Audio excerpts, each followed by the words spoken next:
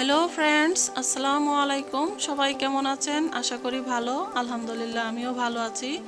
আজ আমি আপনাদের সাথে শেয়ার করব সবার প্রিয় মুচমুচে পেঁয়াজু, যা ছাড়া ইফতারি একদমই চলে না। তো চলুন কিভাবে তৈরি করতে হয় দেখে নিই। এখানে আমি নিয়ে নিয়েছি 2 কাপ পরিমাণ খেসারি ডাল বাটা। এটা আমি 5 ঘন্টা ভিজিয়ে রেখেছিলাম। এটা আসলে বাটলেই ভালো হয়, ব্লেন্ড করলে তেমন একটা ভালো হয় না। এখন আমি এর মধ্যে দিয়ে দিয়েছি পেঁয়াজ কুচি, দিয়ে দিব এখন সামান্য কাঁচা মরিচ কুচি। এটা আপনারা ঝাল বেশি খাইতে চাইলে ঝাল বেশিও দিতে পারেন, কমও দিতে পারেন, এটা আপনাদের ইচ্ছে। এখন আমি দিয়ে দিব সামান্য লবণ। লবণটা পরিমাণ মতো দিতে হবে, বেশি দিলে তেতো হয়ে যাবে। এখন আমি দিয়ে দিব এর মধ্যে হলুদের গুঁড়ো। এখন আমি এটাকে ভালো করে মাখিয়ে নিব।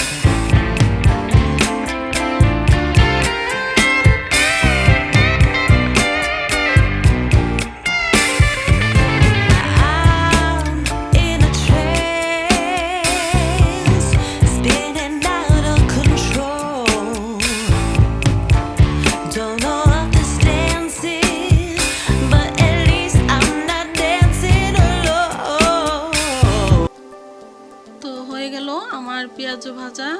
এখন পরিবেশনের পালা।